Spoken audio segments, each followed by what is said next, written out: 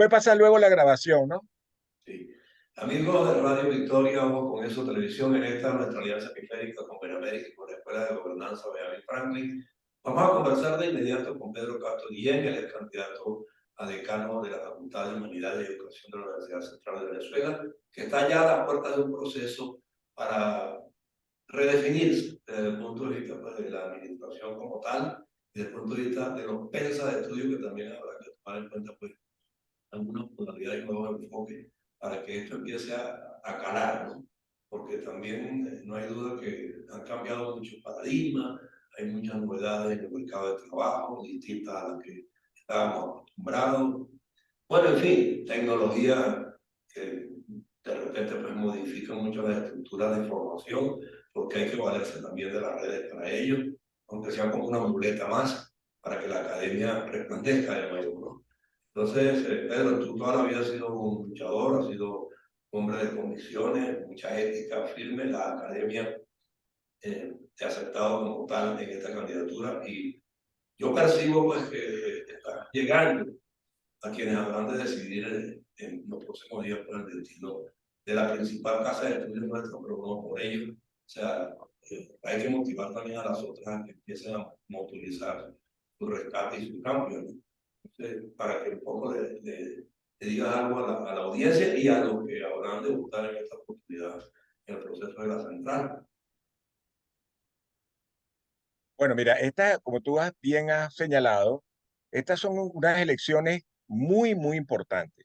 Unas elecciones que tienen 11 años que no se realizan para rectores, tomando en cuenta de que los periodos rectorales son de 4 años y fueron así como un reloj durante 40 y tantos años.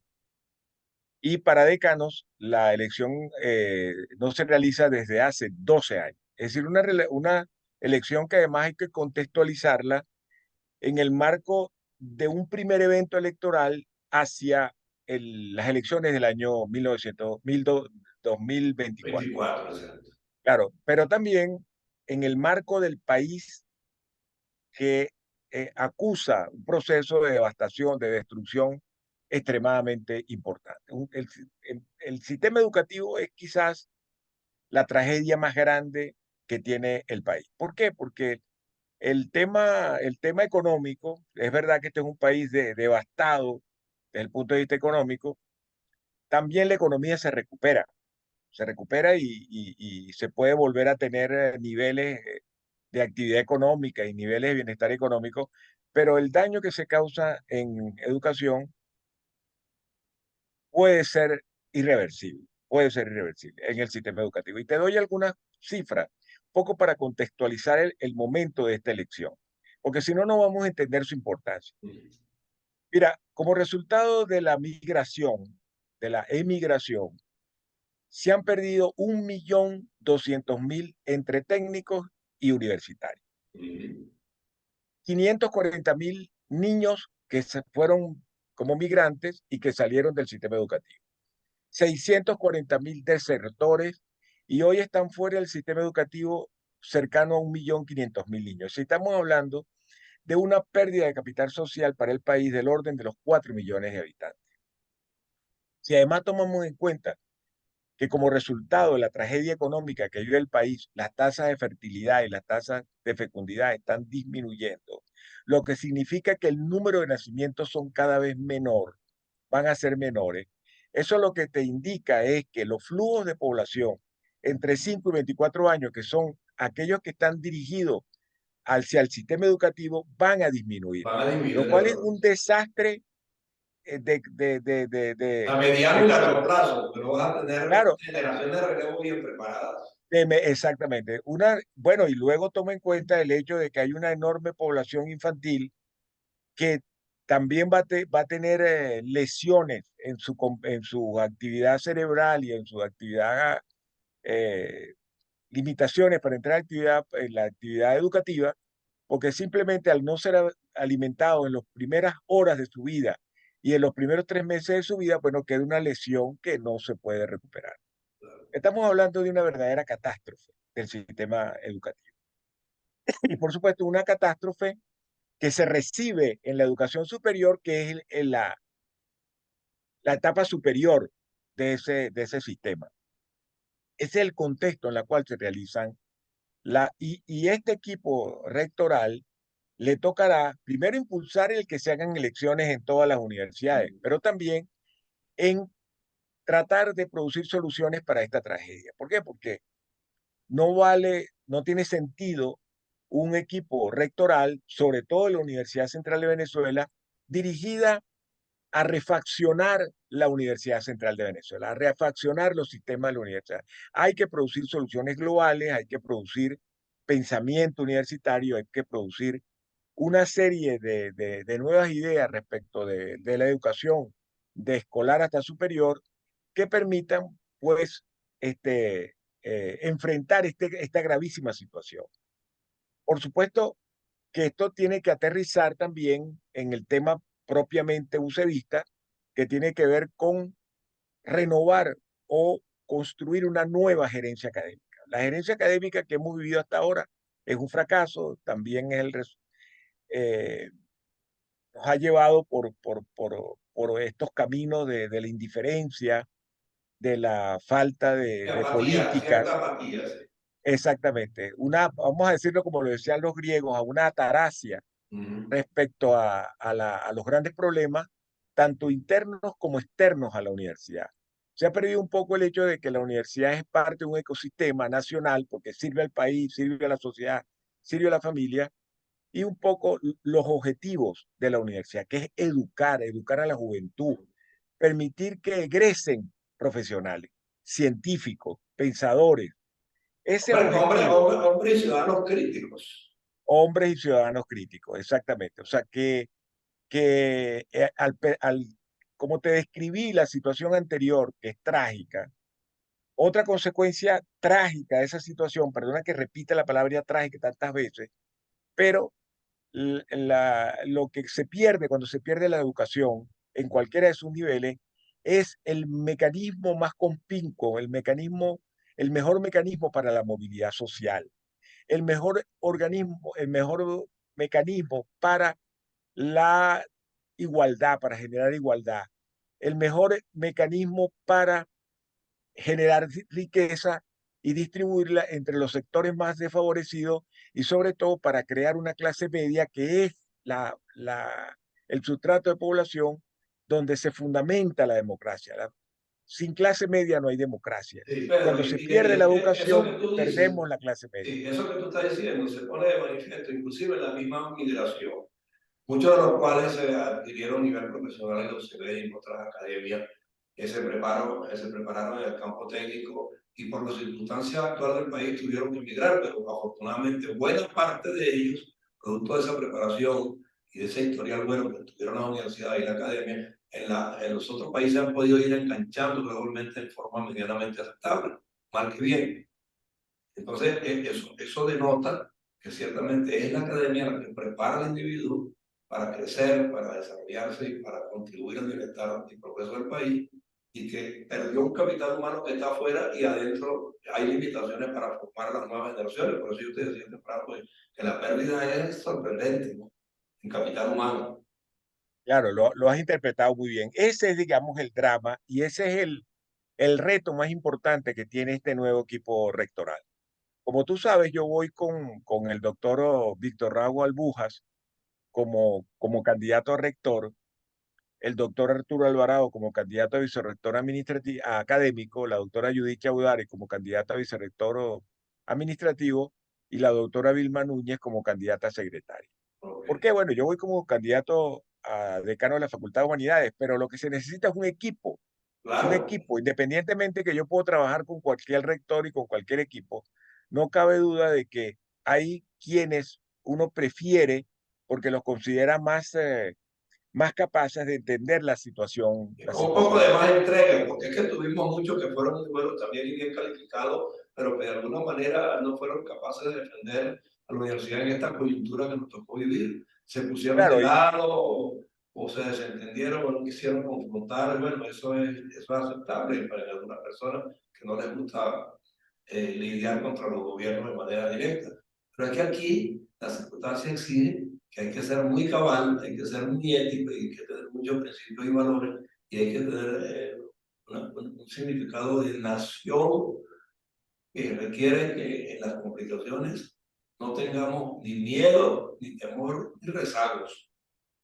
Claro, pero además, fíjate, por ejemplo, el Víctor Rago, el doctor Víctor Rago, ha sido director de escuela, ha sido decano electo 3 veces Mm.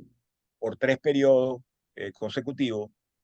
Es un hombre que por haber tenido este recorrido, ha estado en un consejo, ha estado en una dirección de escuela, ha estado en un consejo de escuela, ha estado en un consejo de facultad, ha dirigido una facultad, ha estado en el consejo universitario, es decir, ha pasado por la cadena gerencial de la universidad. Bueno, puede ser aleccionador para muchísimos de los nuevos cuadros.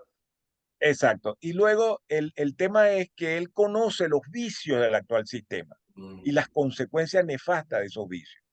Y además es un hombre que por su condición de intelectual, de ser consultor de la UNESCO y de tener una amplia experiencia profesional, tiene la madurez suficiente para haber pensado su propuesta de trabajo que le hemos diseñado en conjunto, en colectivo, y pensar conjuntamente en cómo llevarla a cabo. Por ejemplo, cómo transformar la gerencia académica de la universidad. Mm. Que la academia que está destruida vuelva a renacer desde el punto de vista de los procesos de investigación como de posgrado, pero fundamentalmente la docencia de pregrado. Esos sistemas gerenciales que necesitan una serie de sistemas, de servicios, etcétera, está muy disminuida. Hay una debilidad en la fuerza docente de la facultad, precisamente porque esto que estamos hablando, los profesores se fueron o fallecieron, se fueron porque emigraron o fallecieron, o simplemente la situación económica los mantiene en una situación tal que no pueden responder a un compromiso en la universidad por la cual no reciben ningún beneficio. Entonces, ¿cómo hacer esto? ¿Cómo resolver esta enorme debilidad? Es las cosas que nosotros estamos pensando que vamos a hacer de tal manera de regresarle la vitalidad al pregrado y poder garantizar una educación de calidad, que es el cuarto objetivo de la Agenda 2030 y que es, digamos, la razón de ser fundamental de un decano. Oye, tener en Nosotros no somos, cuenta, claro, tener en cuenta algo muy significativo también, Pedro, y es que va a la universidad, tanto la central como todas, a recibir unos estudiantes de secundaria que también vienen con una cantidad de falencias, producto de que el sistema en general en la educación se ha descompuesto. claro, La claro, universidad porque, tendrá que ahora ir a un trabajo de mucha más aceptación en el reconocimiento del mensaje educativo y de las cátedras, porque va a claro, recibir unos estudiantes que de repente pues, no se van a claro, ubicar. y entonces hay que hacer un esfuerzo por nivelar, porque, por ejemplo, hay muchos niños, muchos muchachos jóvenes que llegan sin comprensión lectora, sin comprender Interpretativa, interpretativa. interpretativa, que no saben leer, que además de eso, o tienen profundas deficiencias en matemáticas, en las ciencias duras. Entonces habrá que nivelarlo, pero hay que nivelarlo sin hacer que eso le alargue el tiempo de, El tiempo de, de de, de la preparación de la carrera. carrera. Sí. Y para eso hay que hacer lo que tú decías, utilizar las nuevas tecnologías de tal manera de que se pueda hacer el esfuerzo por nivelar, que lo que significa es tan sencillo como que ellos puedan enfrentar su carrera. Porque si Sí. ellos no tienen las competencias intelectuales para enfrentar su carrera, pues simplemente en un momento determinado de la carrera, que lo estamos viendo cada vez más pronto, los muchachos buscan un trabajo o se consiguen un trabajo, se van de la universidad y no regresan, No, y no regresan a graduarse. vuelven a ser presas más temprano que nosotros en cuanto a la captación por parte de los engatusadores de la política. Claro, Eh, y eso se nota en lo siguiente, Antonio. Cuando tú ves los salones, los salones de los primeros semestres, te ves salones de 40 estudiantes, 50 estudiantes, pero cuando llegan al cuarto año de la carrera o el quinto año de la carrera, los salones son de 6, 7 personas. Es decir, que en el camino han quedado, bueno, el 80, 90% de los estudiantes. Y sí. eso significa que la facultad está fracasando, Mm. porque no está egresando a los muchachos, lo está dejando en el camino. Mm. Por eso nosotros, en este nuevo proceso de gerencia universitaria, ¿qué estamos diciendo? Bueno, Claro, son muchas cosas por comentar, pero no tenemos el tiempo No, pero para, hay que diseñar talleres también de reanimación a los jóvenes en función claro, de una visión mucho más elevada, ¿no? claro, claro. Pero fíjate, por ejemplo, ¿qué nosotros estamos planteando? Uno, la reforma de las carreras. La reforma de las carreras significa ajustarla a lo que es el tiempo actual. Hoy el mundo ha cambiado, el mundo laboral ha cambiado, las competencias que se necesitan, las habilidades que se necesitan en la inmensa mayoría de las carreras son totalmente diferentes. Sí. En el caso nuestro, los programas están muy envejecidos, no reflejan lo que efectivamente se está transmitiendo como docencia y hay que ajustar eso al mundo moderno, al mundo Mm, actual. Afortunadamente, eso se puede hacer porque el mundo hoy está interconectado. A mm. pesar de nuestro drama nacional, pues el conocimiento fluye a través de las redes, estés tú en la posición, en cualquier posición dentro del sistema. Pero sabes que Luego, yo siento que fluye bastante, pero todavía de una manera muy dispersa. Yo creo que hay que sistematizarlo más, usar las redes en función de esquemas comunicacionales como el que hemos pretendido en itinerario académico en esta plataforma de Radio Victoria o eso tradición, donde vamos a tratar de concentrar experiencias, conocimientos, éxitos probados para que sirvan de ejemplo y de motivación. Y eso es lo que andamos buscando. claro, pero el problema aquí, eso está muy bien y lo comparto plenamente, pero el problema aquí es que aquí no tenemos luz, no tenemos Ah, internet, bueno, no hay claro. agua, estamos arruinados financieramente, económicamente. Entonces, eso hace también que el uso de las nuevas tecnologías sea muy problemático. Sí, Pero esas son las cosas, esos son los retos que debemos enfrentar. Pero fíjate, esto es muy importante. Esas cosas en Venezuela son muy complicadas, pero, que además de la reforma de los programas, para ajustarlo a lo que es el tiempo de hoy, nosotros tenemos que acortar la carrera de acuerdo a la tendencia mundial. ok, Hoy tú sabes que no hay carreras de 5 años, eso se acabó. O sea, hoy las sí, carreras son de 4 años o menos. sí. Pero además, porque tienes que aliviar el tiempo de presencia de los muchachos en la universidad, porque eso es extremadamente costoso, es demasiado pesado financieramente para la familia. Sí, Entonces, pero además, tienes que producir salidas tempranas, salidas intermedias, salidas que sean especie de certificaciones intermedias en donde la Universidad Central de Venezuela y la facultad certifique ciertas habilidades de los jóvenes que les permitan entrar al mercado de trabajo de manera temprana y con ventaja. Para explicarte lo mejor. Por ejemplo, en la carrera de letras, en la escuela de letras, se ha diseñado una carrera técnica de edición. Tú que eres perfecto. comunicador social sabes que Sí, la edición es una cosa de una demanda que además se puede ejercer en Venezuela y desde Venezuela, sin necesidad de seguir promoviendo la migración. exacto. Entonces, es una carrera que tiene mercado internacional porque tiene que ver con la edición de De todo, texto, la sí, edición virtual, la edición sí, de formatos digitales, de formatos audiovisuales, etcétera, etcétera, etcétera, que es una carrera técnica de alta demanda y de alto nivel de remuneración o de buen nivel de remuneración.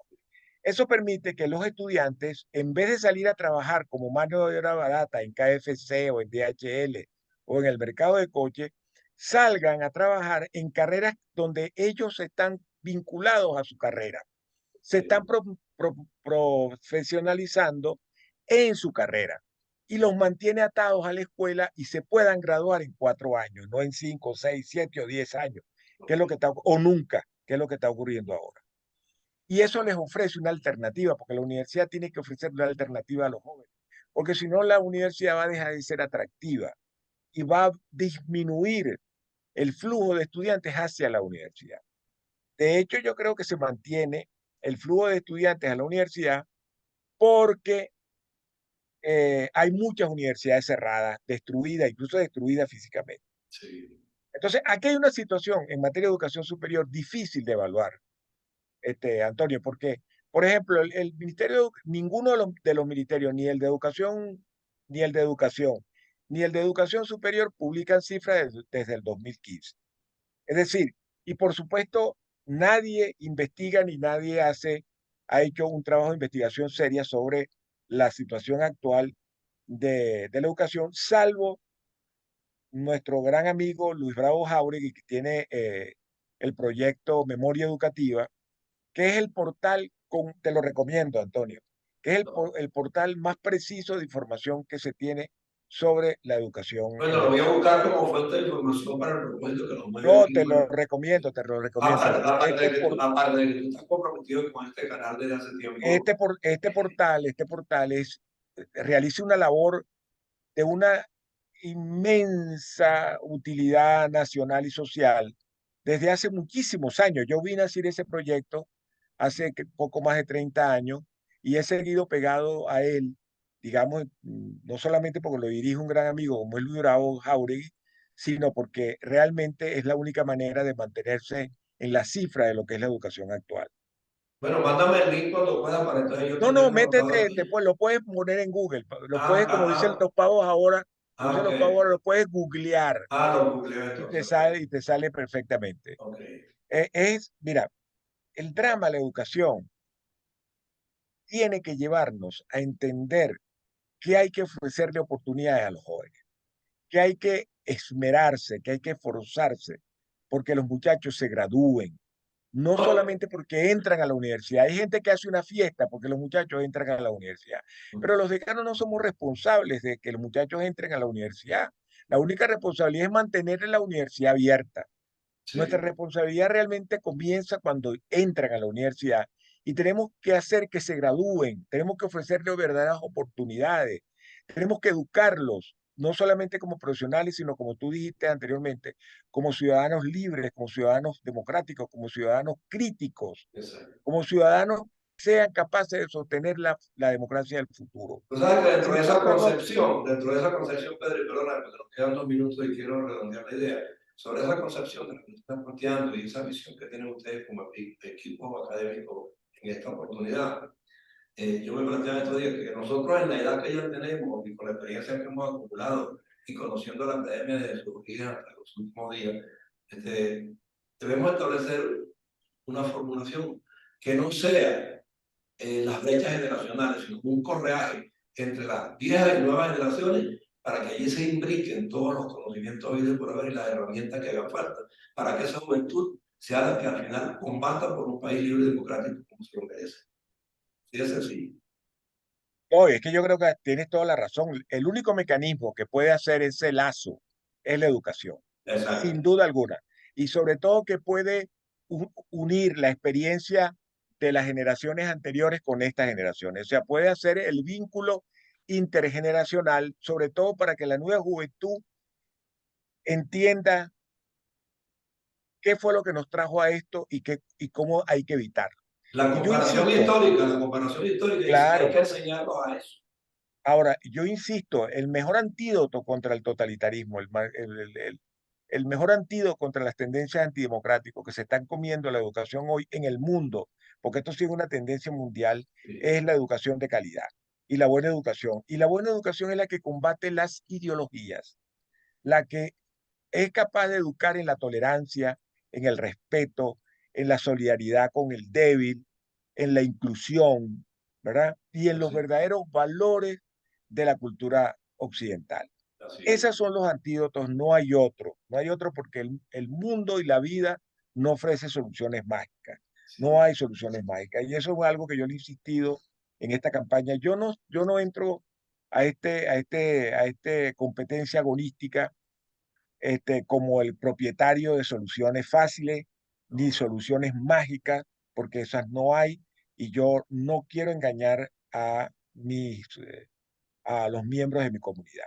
Yo quiero Bueno, ser muy claro, muy franco y dejar a la libertad de conciencia el que la gente opte por mi opción, por mi candidatura, por mi propuesta gerencial y académica, pero que le hago con entera libertad. bueno, yo aquí también abogo porque así sea, porque te la mereces y el equipo con el que estás pues, también ha demostrado a lo largo de su trayectoria pues, que no tienen tachadura y en consecuencia son en quienes deberíamos inspirarnos para que esas generaciones de relevo sepan que el ejemplo cuenta, que la experiencia cuenta y que tienen que venir aquí por lo menos a abrevar conocimientos que hacen falta porque si no se nutren de conocimientos no van a ser críticos. Así que yo te Así agradezco es, muchísimo, Pedro, que hayas estado conmigo hoy. El tiempo a veces se nos hace corto. Hablamos de 20 minutos y nos fuimos a la media hora. Pero ya tú ves que son temas que son apasionantes, que son necesarios, que son importantísimos, que tienen una validez por hoy y siempre, porque si no hay educación, el mundo se acaba. Parece mentira. así es, así es. Siempre No, o se primitiviza. yo te agradezco, Antonio, porque tú estableces un lazo también fundamental entre los venezolanos que estamos aquí y los venezolanos que están fuera, que sabemos que están allá afuera pasando mucho trabajo, grandes sacrificios, pero que también están pendientes de su país, ayudan muchísimo y también tienen un gran deseo de ayudar, que Sí, ellos tienen una ¿no? experiencia que el país necesita Y y que nosotros nos nosotros, esforzamos, sí, nosotros nos esforzamos que la audiencia sea periférica, porque así le llegamos a los venezolanos donde quiera que estén. así es, así es. Yo creo que tú haces un gran trabajo y yo te agradezco muchísimo que me hayas dado esta oportunidad para hablarles a los venezolanos fuera y a los de adentro.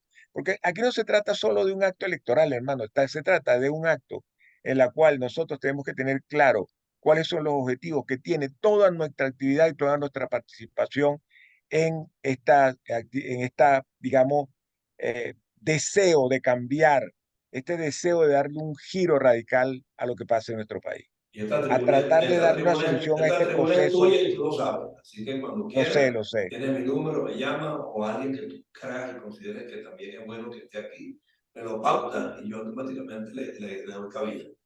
Tú eres imposible de que te me pierdas porque tenemos demasiados amigos comunes. Seguro. Un abrazo, Pedro.